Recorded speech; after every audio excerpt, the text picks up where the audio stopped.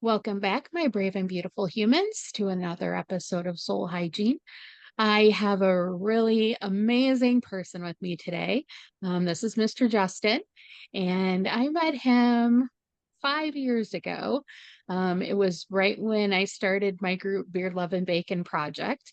Um, and he was actually one of the first military personnel, I guess, or military veterans to join the group and get involved in it. And we did a lot of work together with raising money for nonprofits and who, mostly deal with veterans who have PTSD or suicide awareness. So Mr. Justin is really big into, supporting those nonprofits that help veterans, trying to get rid of this 22 a day um, tragedy that we hear about all the time with our veterans. So I'm very excited. It's been over a year and a half in the making to get him on the show. So I am really going to let him tell you about himself. And if he takes the whole time, I'm going to let him do that because, as we know, this is a safe space for people to tell their stories. And I think that he can help a lot of people. So, welcome to the show, my friend. How are you Well, thank doing? you.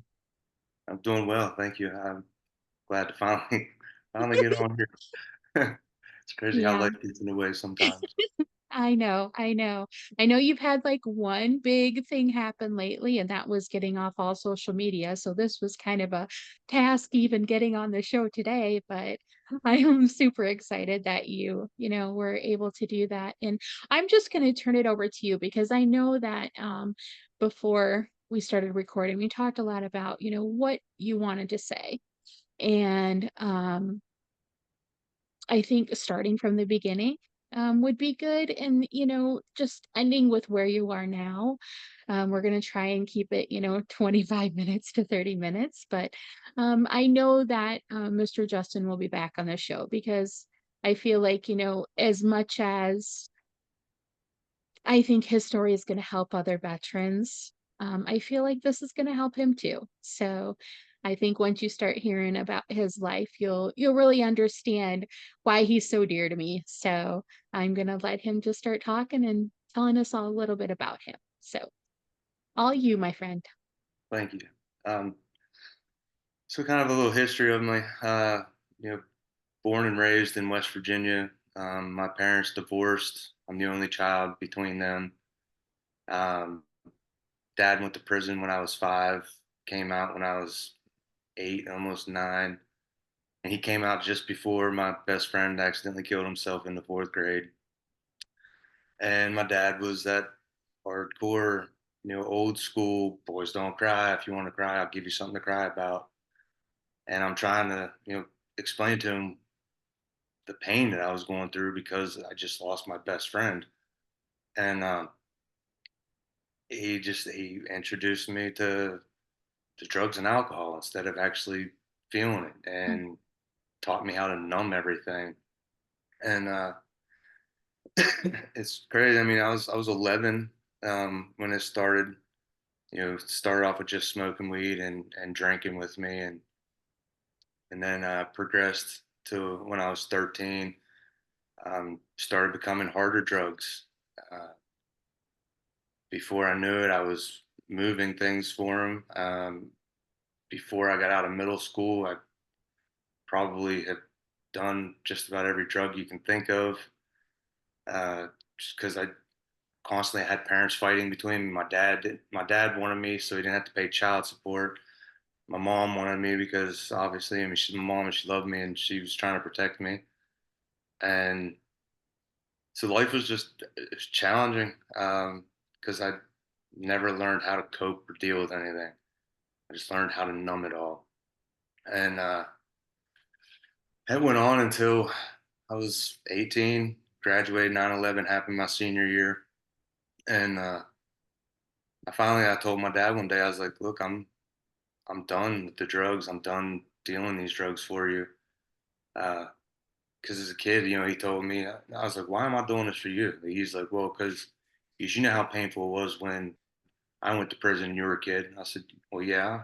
He's like, well, if I get caught doing this, I'm going away for a long time. How would you like it if your little sister grew up with a dad and never had a dad? And I was like, oh well, yeah, that kind of makes sense.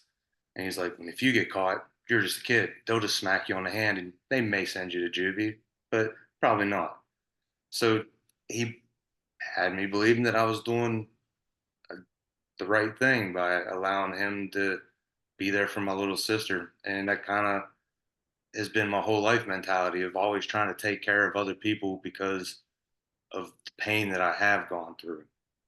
Um, and I told him one day, I was like, I'm done doing this for you. I realized that they were taking advantage of me. I realized that they were stealing from me. And I realized that if I didn't change my life, I was going to end up like him, either in prison, stuck in the same hometown for the rest of my life, or worse, dead.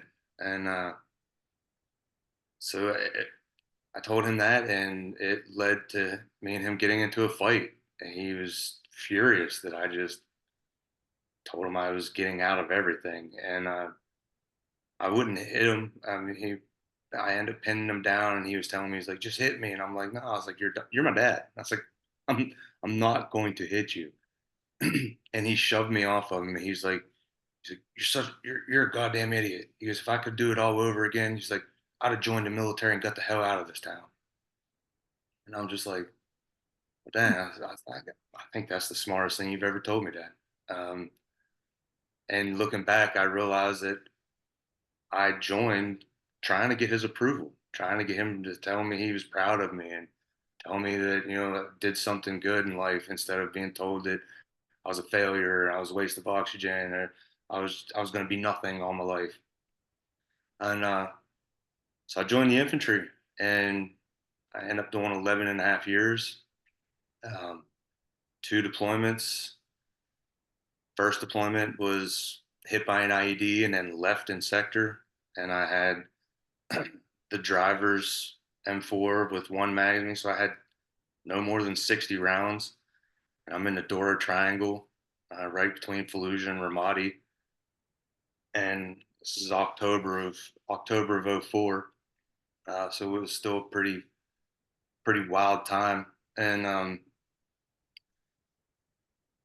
we when I realized that I was left, I was in the house taking pictures when the lady comes running and screaming. And her voice at first is like, I'm sure you've heard somebody who is hysterical, like upset and traumatized, is what she was until she came in the house and saw me.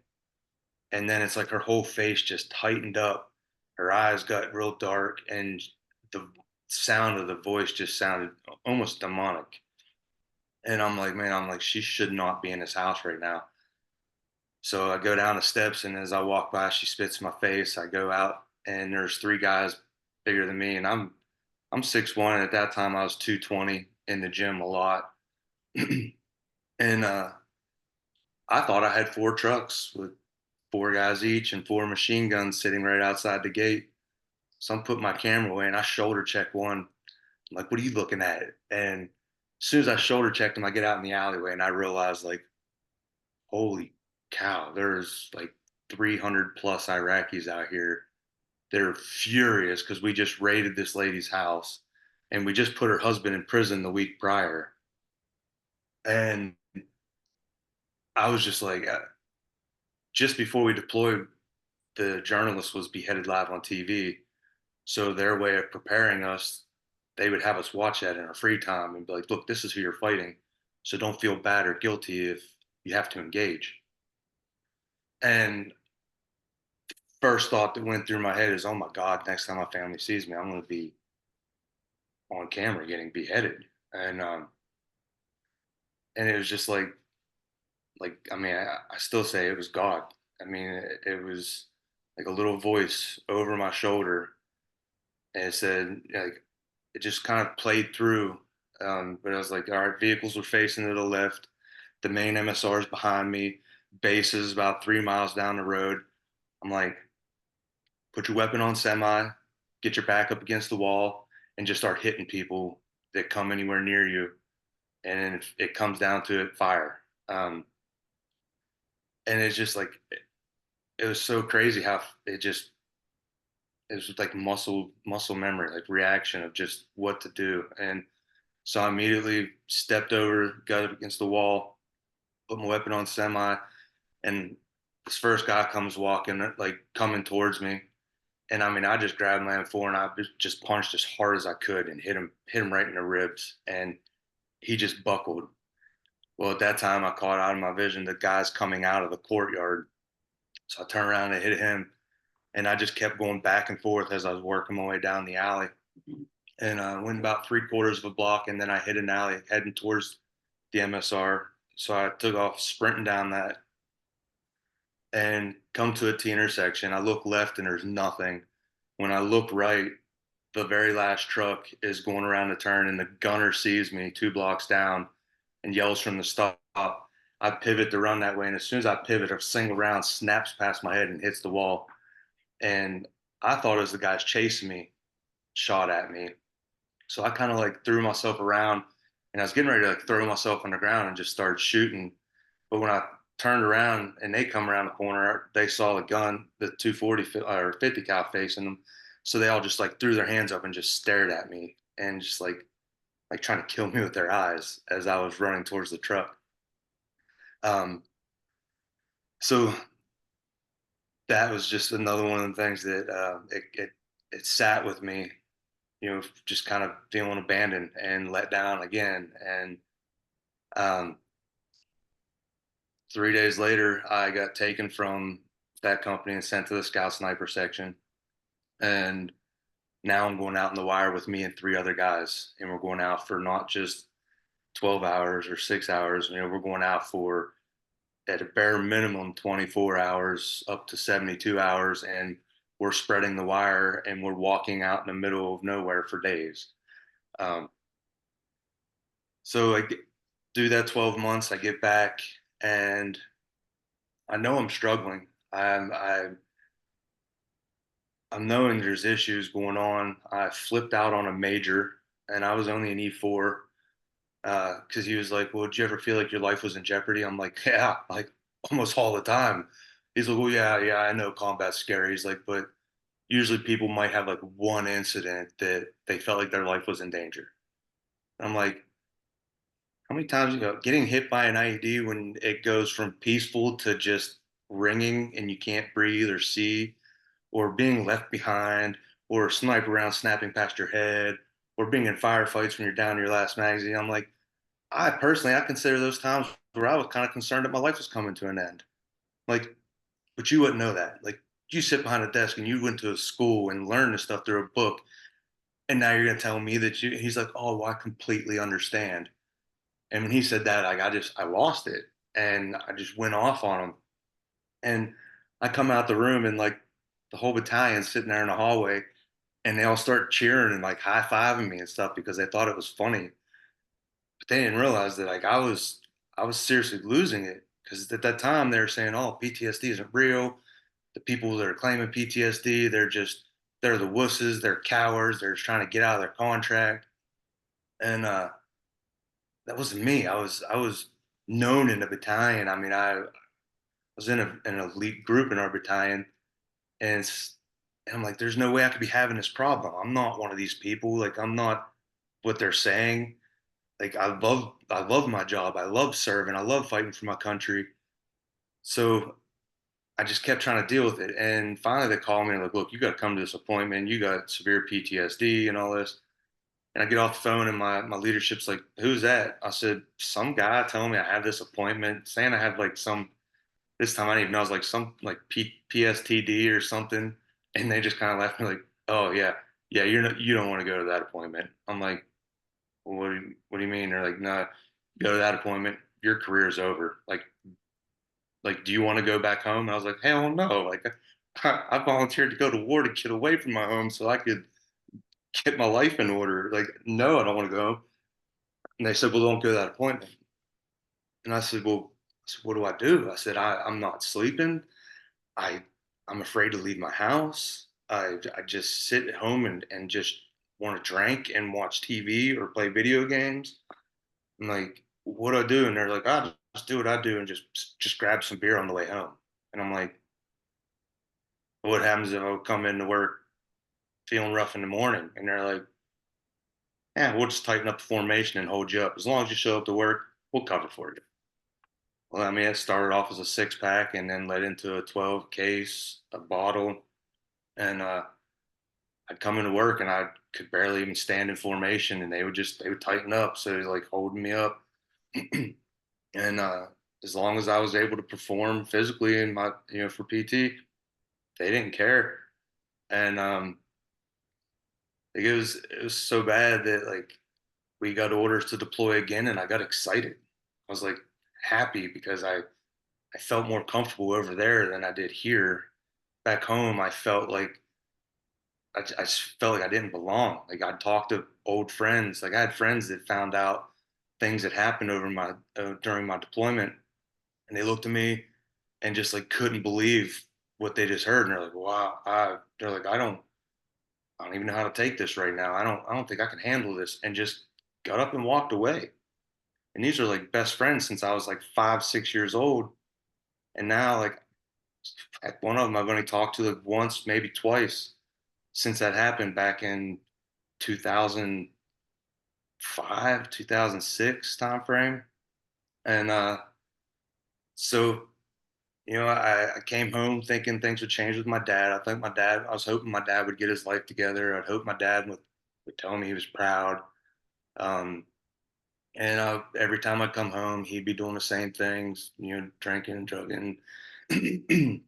Friends that would still be living home with mom and dad, living off their bill and crying about things like they didn't give them enough gas money or they didn't buy them these new Jordans that came out, and I'm like, so I just realized like I don't fit in here. Like I need to get back over there where I don't have to worry about real world things like the normal life. And that deployment was uh, even crazier because now the firefights were more more engaging, lasted longer. The IEDs got bigger, they got more scary. They had these EFPs that would just melt through our armor. First tour we lost 16. Second tour we lost 18, and it got to the point like I was so numb that me and another NCO we were walking back from the PX. We were the last two. Or I think our LT was at the barracks, but there's last three people were flying to go home after 15 months. And him and I are walking back from the chow hall, and all of a sudden you just hear like a round tumbling hits the ground like feet in front of us. We both just look at each other and we just laugh about it. Like there's no, it was just one of the moments where it just kind of hits you like, holy cow, like, what is the, like, we just need to leave. Like, thank God we're finally going home. Um, and once again, just drank it away. And so that was pretty much my story between them keeping me on drugs, pills wise, and me drinking. Most of my career was pretty much a blur. I was very successful. I was a functioning alcoholic. Um, never had an Article 15 in the military. Never was punished. Always excelled. Always had great reviews, and was offered meritorious promotion in recruiting to stay in recruiting, and I turned it down because I was so numb. I was like, man, I got to go back to combat because me staying here, I'm gonna end up taking my own life, and then I'll be remembered as a statistic. At least if I'm over there, I'll be a hero if I die, and that's what I had myself convinced. So I volunteered to go to Fort Stewart because I knew they were next in line to deploy, and a month before we deployed, I ruptured a disc in my back, and long story short, that led to me being medically retired. And I felt like I was a failure. Um, I thought the hardest part was over. I was like, well, at least I made it. At least I didn't die. And now at least I'm safe. these guys still have to deploy. They still have to fight for our country. Um, our part's over. Um, what was I wrong? Hardest part of my life was the following, I would say year, but hell, June 27th is 10 years since the day I walked off the military installation. Um, but that first year, I just got back into the drugs, started smoking again because I was like, oh, well, smoking weed helps me. I did get off the pills for it, but it was just bouncing from one addiction to another, and to the point where the VA actually, I was still taking Klonopin and I was still taking Ritalin. Those were the only two. I got off all the pain meds. I got off all, the muscle relaxers and the antipsychotics, all that. And I go to the VA one day and they're like, "Oh, well, you can either have the Klonopin or the Ritalin." And I was like, "Well, I kind of need the Ritalin to be able to stay focused." So they're like, "Okay, well, then that's what you get." I was like, "Well, I'm taking heavy doses of Klonopin. Like, how are we going to wean me off?" They're like, "Oh, we're not. You're not getting." I'm like, "Well, I'm out. Like, I need refilled." They said, "Well, yeah, that's not going to happen." Um, that was the start of 10 days of hell, going through DTs, not sleeping. Nightmares were so real that I was afraid to go to sleep. So I'd stay up watching TV until I would just fall asleep. And then I'd wake up an hour later, completely drenched, whether it be from a nightmare or from going through detox. And day 10 of only getting an hour or two of sleep, um, I had a nightmare of me getting left behind again, except for this time when I was running down the alley. When I looked right, the truck already went around. And instead of that round snapping past me, I got hit and it knocked me out. Well, I jumped up in bed. I still to this day, like I feel like I was awake and my vision was just blurry. So I kept like blinking my eyes, trying to get my vision to clear so I could realize that I'm in my room. But next thing I know, my vision's becoming clear and I'm sitting in front of a camera with my hands bound behind a chair. My worst nightmare coming true. And I couldn't wake up. Uh, I slept through the whole process until they were done. And finally, I jumped out of my bed, and I mean, my bed was so wet, like it looked like I got out of the pool and just went and laid down in bed. Um, and I got up and couldn't breathe. Ran to the bathroom. I started throwing up, and I just at that point I was just like, I can't do this. Like I feel like I'm just wasting my time. So I go and I sit on the edge of my bed and I grab my pistol and I'm sitting there with my 45 in my hand. And the only process when I had two thoughts. One is better check around because I'm not going to pull the trigger twice. And then I looked in the chamber and there wasn't an round in it. And I always keep my weapons loaded. I don't, they're kind of pointless if you have to chamber something. But anyways, for some god reason, there was no round in it. And the next thought that went through my head was, I rack around in this, it's going to wake my wife up, and she's going to wake up and ask questions, and I'm going to have to talk. And I'm like, there ain't no way. I'm not ready for that. So I put the gun away, like not even thinking that I was just about to make a noise that was going to completely destroy her life and destroy my kids' lives that were sleeping right above me. So I put the pistol away and I went sat on the couch and just started watching TV. Um, and like every 15, 20 minutes, that nightmare would come back through and I would just start hyperventilating. I'd start crying. I'd start trembling. And it finally came morning and I called the VA. I was like, look, I about ended my life last night. I said, I can't do this anymore. I said, another night like last night, like I'm not going to be here. And the lady's like, boy, are you suicidal right now? I'm like, no, right now I'm on the phone with you trying to get help. Like, I just told you, if I have another night like last night, I'm done. I'm checking out. I need help. She's like, okay, well, let me put you on hold real quick. Comes back. She's like, this was a Wednesday. She comes back. She's like, all right, we got you an appointment scheduled for Friday morning. And I'm like, I said, "Are you kidding me? Like, I just told you that I couldn't handle one night.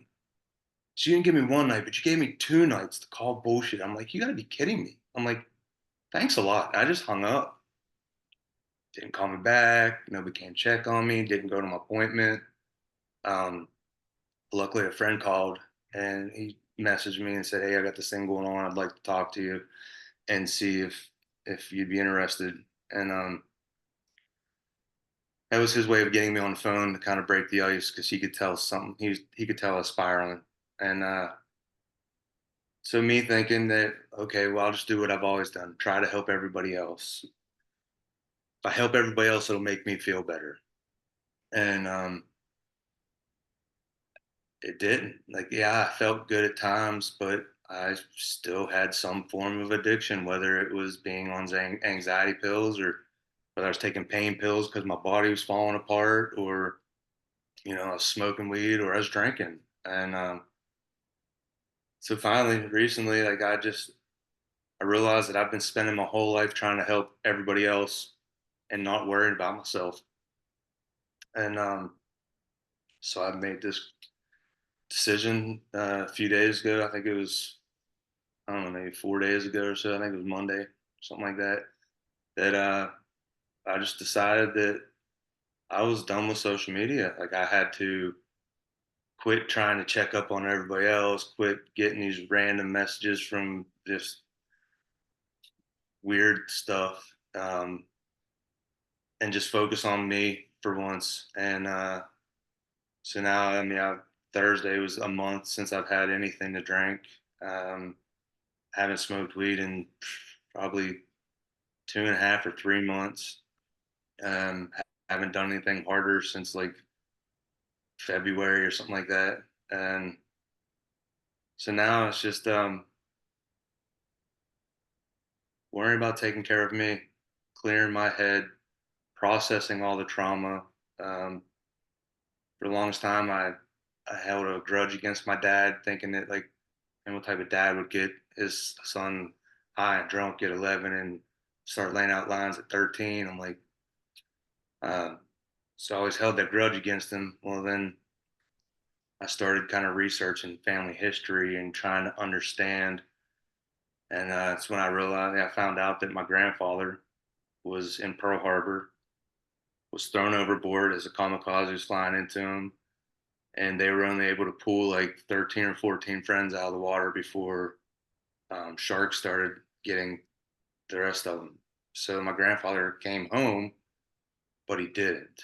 And the only time my dad ever got to hang out with him, because he'd go to work during lunch, he'd go to the bar, he'd go back to work. After work, he'd go to the bar.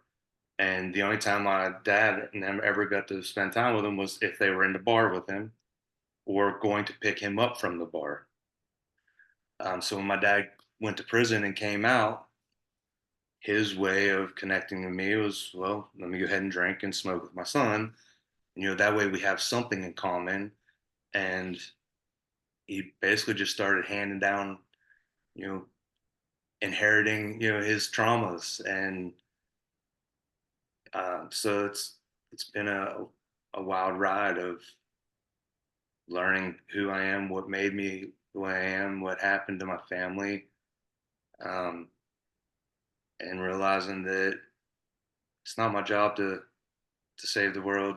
I can't help or save other people if I'm slipping off to the garage to snort something or smoke something or freaking pound a few beers. Like I can't help people if I'm not helping myself. So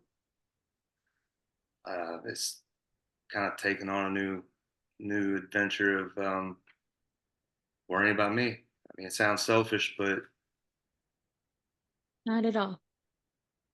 It's not at all selfish. I started crying listening to you because we've been friends for 5 years and you've never told me the full story of, your life. And first of all, I'm very proud of you. Um, very proud of you taking those steps now to make your life better. Um, 11 and a half years in the army. I mean, I can't even imagine, and when I sit here and I have tears for you, and in a way can understand when you came home how your friends couldn't relate. And that's why they have those veteran groups, because it's you feel safe around people who understand what you've been through. Yeah. And um I I think that's why we kind of connected, because I had a heart for people, for veterans who have that PTSD, because I had PTSD for years from other things, obviously, but um I am just so so proud of you. And I want you to know that, you're taking steps, you're you're digging that strength up that's within you, right? And I don't want you to give up. I don't want you to give up. And I think that, I know that you've told your story a lot of times because you were a speaker and you were, um, trying to help other veterans, you know, but I think that was then, that was that time. And this is your time. This is your time to heal. And you're starting this process and you're doing it right. And, you know, I think, just acknowledging that you are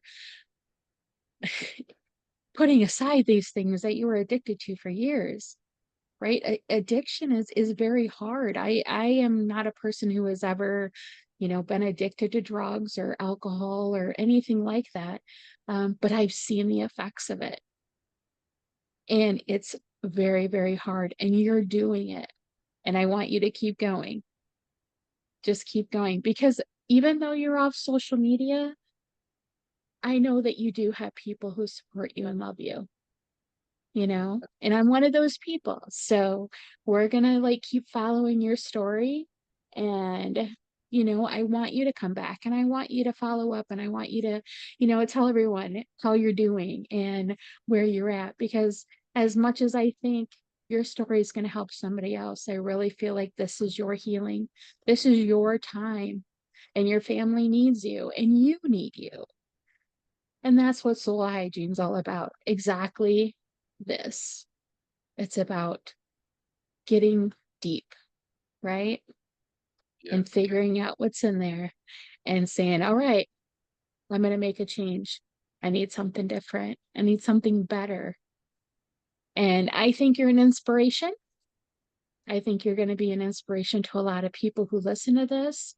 And um, we will put Mr. Justin's email address, since he doesn't have social media anymore. We're going to put his email address in the bio.